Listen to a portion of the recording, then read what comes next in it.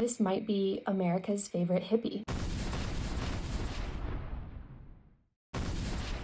My name is Kimber Marie. I am your attorney friend who is obsessed with all things intellectual property, and when I am not working as an IP attorney, I love watching movies, and I'm trying to be more intentional about what I'm watching, which is why I'm watching my way through Quentin Tarantino's book, Cinema Speculation. Chapter 1 is about Bullitt, which stars Steve McQueen, and it came out in 1968. This is actually my dad's all-time favorite film. He loves Steve McQueen, and it cracked me up reading that Steve McQueen was actually a big hippie in real life. I watched Bullitt years ago with my dad for the first time, and honestly was a little bored the first time that I watched it. However, watching it again, I agree that this is one of the best cop movies of all time. Reading Tarantino's reflection on it and why he thinks that it is, I agree with everything that he has to say. Bullitt is starring Steve McQueen as Frank Bullitt, who is a cop, but this is not exactly what you would expect with the cop movies or the cop genre that so many people have grown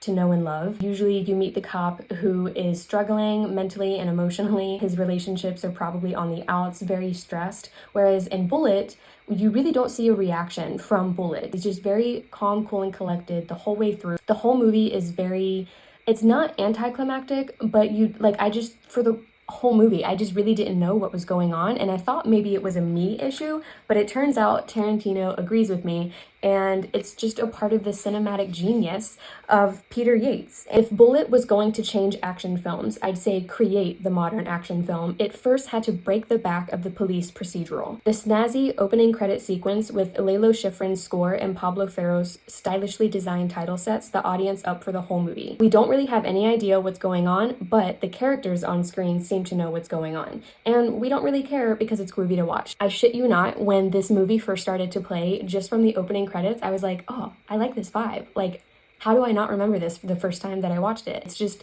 everything cool about the 60s that you would expect. Fun fact, apparently Steve McQueen did not read his scripts. His wife, Neil, would read them for him, which I also just find to be really interesting.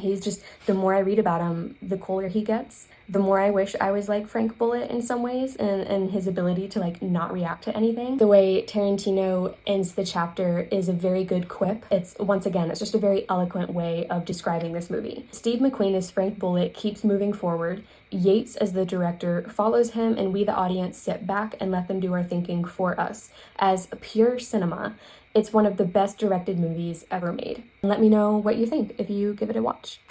Follow for chapter 2.